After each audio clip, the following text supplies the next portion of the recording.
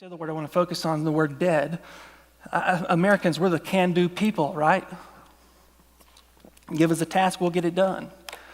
And so when a text like this says you're spiritually dead, meaning you're incapable, you have no capacity whatsoever, no resources, or nothing you could do to contribute or to solve your problem, we don't like that. We want to read it as you were spiritually handicapped, you needed a little bit of help, but you were basically pretty okay. Or we want to say, we understand your life was complicated. You made a few bad decisions, which put you as an underdog, but hey, you can conquer, and that's not what it says. It says you were dead. Some people talk about salvation as you were drowning and God threw out a life raft, and all you had to do was cling onto it, but the actual biblical picture is you were dead, like a corpse floating in the water, face down, and God picked you up, turned you over, did CPR, and brought you back to life.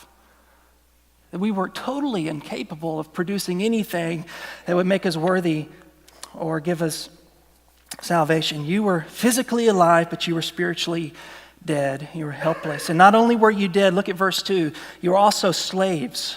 You were dead in your trespasses and sins, verse 2, in which you once walked, following the course of the world. I'd circle that word world. You see slavery to the world, the flesh, and the devil. So you're following the course of the world. What's the course of the world? St. Augustine said the world goes to marches to the drum of sex, money, and power. So that's all we care about, sex, money, and power. That's the world system. Those aren't bad things, but we twist those things and they become temptations for us. So we were slaves to the world, following the prince of the power of the air. Okay, who's that? That would be Satan, that'd be the devil. So there's the world, there's the devil, and the spirit that is now at work in the sons of disobedience. So you see slavery to the world, slavery to the devil. Verse 3, these sons of disobedience were those among whom we all once lived in the passions of our flesh.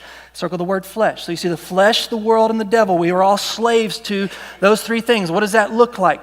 He explains, we were carrying out the desires of the body and the mind and were by nature children of wrath like the rest of mankind. So since we were slaves to the flesh, the world, and the devil, marching to the drumbeat of sex, money, and power, it was like we never wanted any authority in our life. We didn't want anyone else speaking into our life. It was the big I problem. Hey, I want to do this. I feel like doing that. I feel controlled by this. This is something I think I deserve. And so we were driven by our desires, by our mind to do whatever it is that we wanted to do. And that did not result just with the sins of technically called commission, where we steal and lie and cheat. It was also the sins of omission, where we didn't love God with all our heart, soul, mind, and strength. We didn't compliment our wife when she deserved it. We didn't serve that other person when we really should have. And so all of that is produced by this slavery to the flesh and the world and the devil. We are far worse off than we could ever imagine. This is bad news. And one of the reasons that our culture worships themselves, and one of the reasons that many Christians